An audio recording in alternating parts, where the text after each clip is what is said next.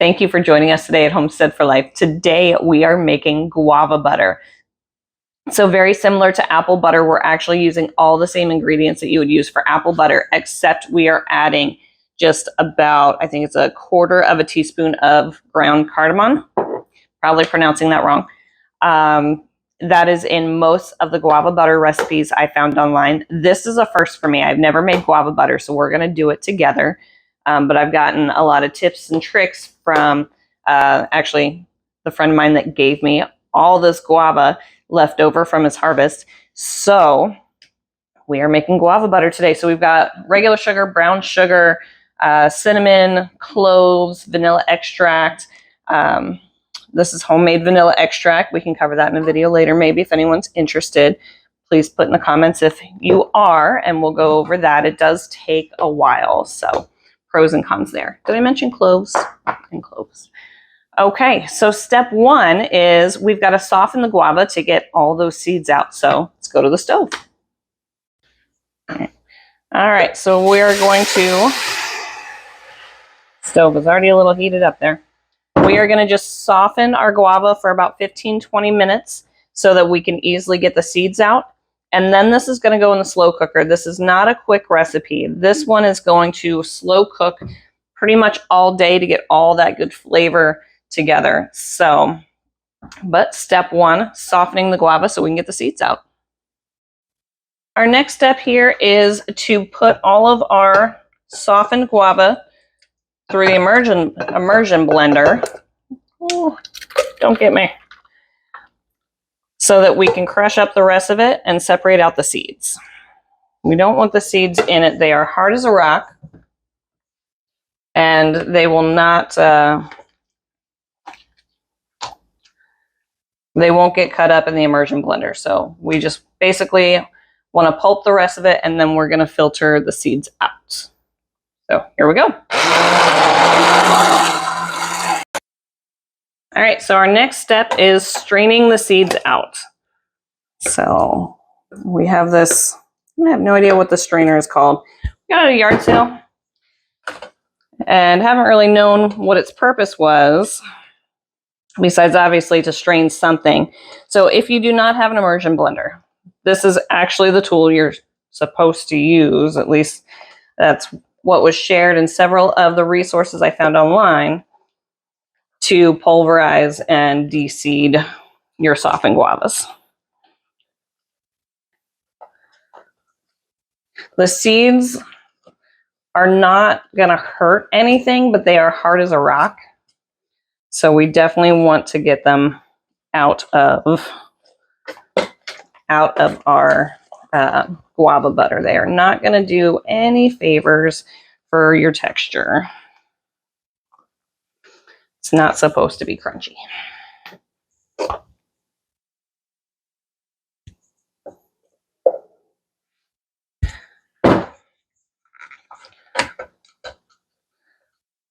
And that's it. So apparently we're going to do this for a few minutes and get all of our seeds out. All right. Our next step is to pour all of our guava puree into the pot, into our slow cooker.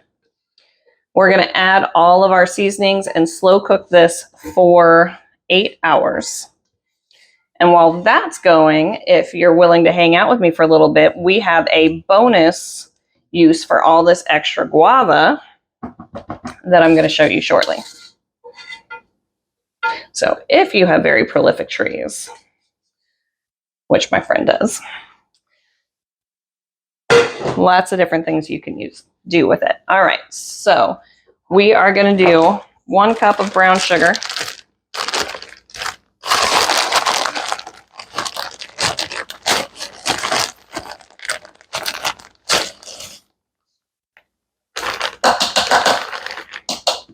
We are going to do 3/4 cup of regular sugar. And that's a bad spoon for that box. It's okay.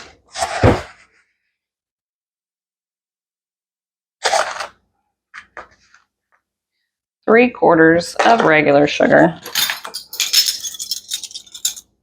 1 tablespoon of cinnamon.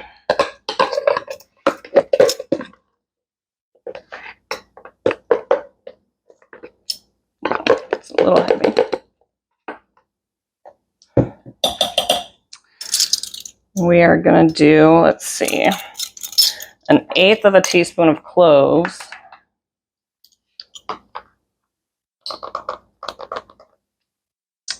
About that. Let's see. And, oh, our cardamom. Before I put wet things on my spoons, measuring spoons.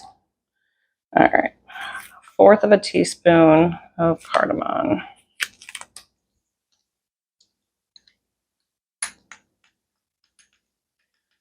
A little less because it's shaking in there outside the spoon. All right. And then 1 teaspoon of our homemade vanilla extract. Oh my goodness, this jar is not sealed. I've been using it, but whether it resealed or is just that sticky. So 1 teaspoon. All right. And then we're going to mix this all together and let it cook on low for 8 hours. Stirring occasionally, of course. All right, so we're going to use the rest of our guavas. So this portion, you can see the little Cattleya guavas and the other big old guavas.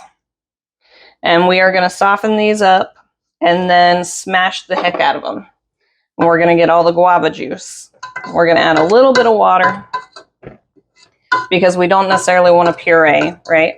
So we're going to add a little bit of water. And what we are making is guava lemonade, which is so far my favorite lemonade. If you've ever traveled around Utah, you know there's a lot of different flavored lemonades there. This one has been my favorite so far. Even folks who don't like lemonade have loved guava lemonade. I made this a couple weeks ago for a family event, and it went over like gangbusters. It was fantastic. So, guava lemonade, here we go.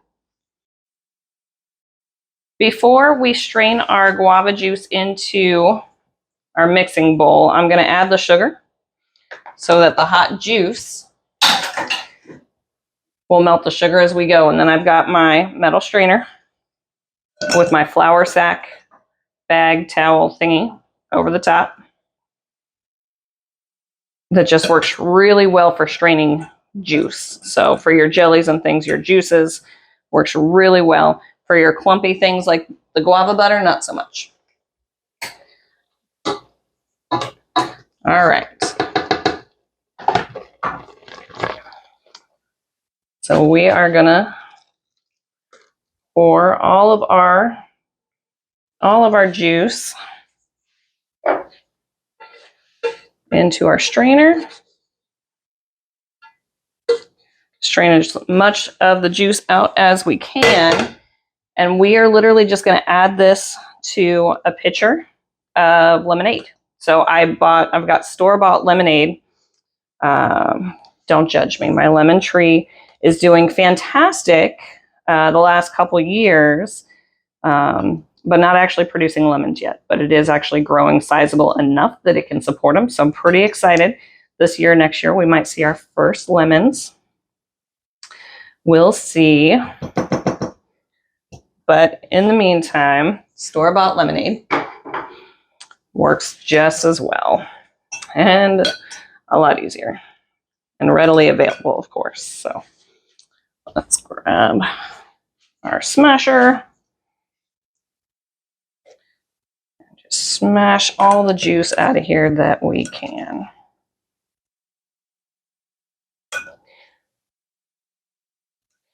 This is why I prefer the metal strainers. They hold up to the smashing much better than your plastic ones, your nylon ones. So while they strain very well, they sift very well, they will break or rip, really.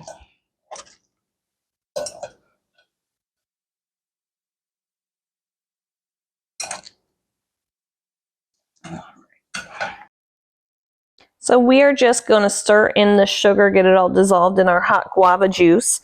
Pour our hot guava juice over our ice to cool it down. And then we're just going to add in our store-bought lemonade. And then bottoms up. Cheers. Best lemonade ever. So it's been about 7 hours and our apple butter is all cooked down, thickened up. So you can tell when it's about done when you take a spoon of it out and take it away from the heat for 2 minutes and it doesn't separate. So this has been away from the heat for about 4 minutes now, but at 2 minutes it wasn't separated. At 4 or 5 minutes, it's still not separating. So it is good to go. So what we're going to do is we're just going to turn this on to warm until our canner is ready. I really love this crock pot. If you don't have one like this, so after whatever time you set it for, it switches to warm and will stay on warm until you turn it off. It is a beautiful thing. But to the canner, which is also a beautiful thing. So we are going to load our canner. It's got about 10, 12 cups of water in there. And then our jars, which are at least all half filled, some more than that. I've got it loaded with 8. Yep, 8 half pints will fit in there. And we're gonna leave it on exhaust and we are just gonna go to slow cook and start and let it get the jars and everything heated up. Once that's done, we're gonna fill our jars and load them in the canner. See you then. All right, so our jars and canner are all heated up. So we are going to carefully take our jars out, pour all the water out of them, and then get them loaded up.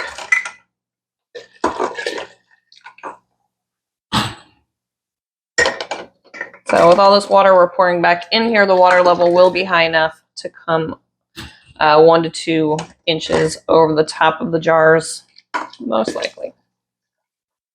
It's worked out well so far, but if we have to heat up some more water and add it in there, we can do that too. But for water bath canning, you want 1 to 2 inches of water over the lids of your jars.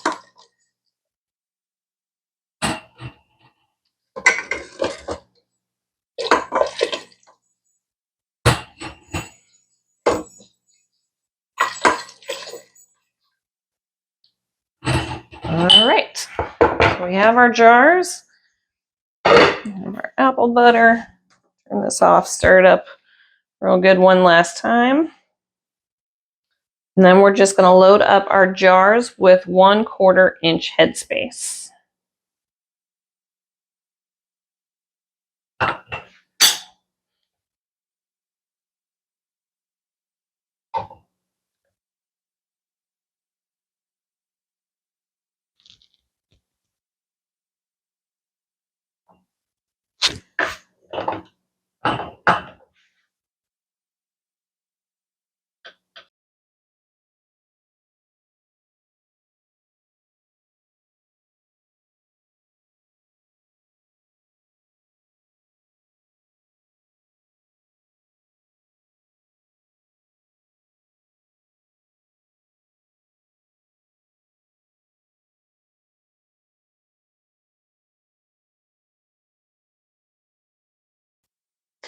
All right, we've got our jars filled.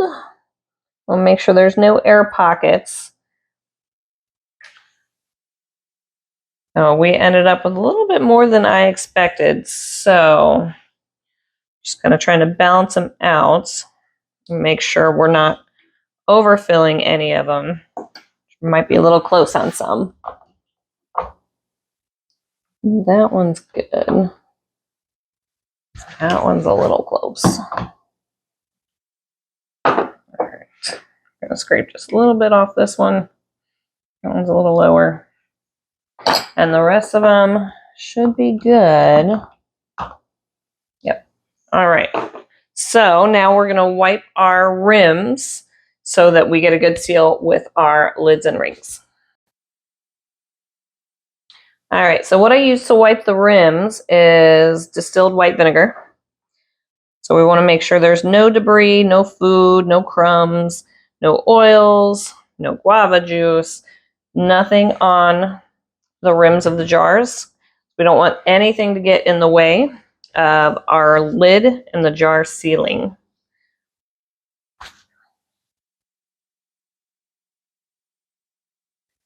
So the funnel usually does a pretty good job keeping it off the rims. However, once I then go in and start spooning it around and you get in there with the spatula and get the air bubbles out, always seems to get some spread all over the place, so that is okay.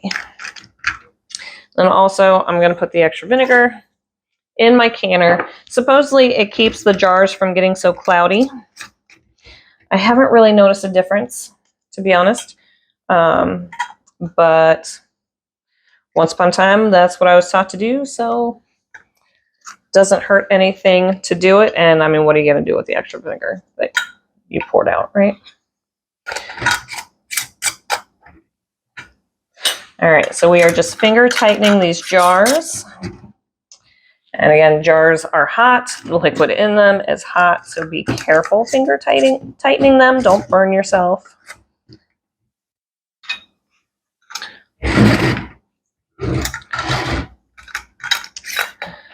And this made exactly 8 pints, so that's pretty cool. Which is all the canner can hold. So that worked out absolutely perfectly. All right, so we are going to load this bad boy up. We're going to water bath can it for 5 minutes. So pretty quick turnaround time. And then you're going to have to wait for another day for me to test it because I feel like this is one of those served cold type foods. So we're going to can them. Then I'm going to, after it cools off, I'm going to refrigerate one and we will test it out.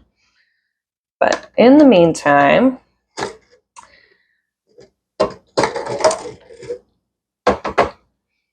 eight pints is kind of a snug fit in here, or half pints. Yep. And my water level is about 1.5 inches-ish over the top of my jar lid. So perfect. Just want to make sure those are submerged. Good deal. All right. So we're going to leave it on exhaust. That's fine. And then we are going to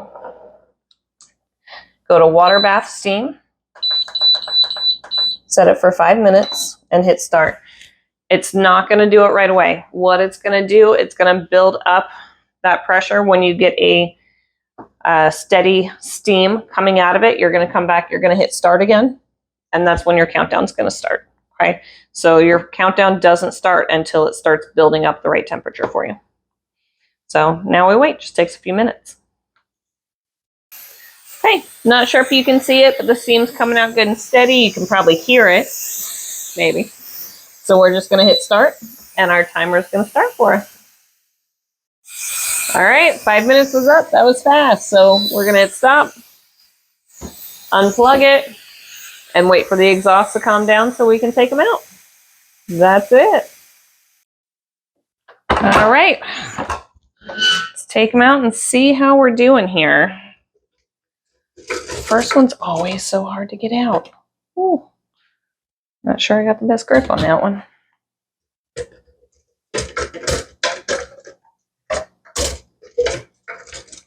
Okay, the second one's hard too. And covered in water, of course. Tip them a little bit. All right, so it doesn't look like they have all sealed yet, but they will seal as they cool, as they continue processing on the counter here. So I'm not too worried about that, but we will circle back and check them in the morning, make sure they're sealed, and if they are cooled off enough tonight, one of these will go in the fridge so we can taste test in the morning. So we shall see. Some of them sealed already. But that's it for now. Today's the big testing day. So we had one of them not seal. Doesn't happen to me very often. Probably it was might have been a little too much, not quite enough headspace. Should have just wasted the extra couple tablespoons. It's fine. So that's the one that went in the fridge, and that's the one we'll eat first. So no harm, no foul. So I don't really care for the crust.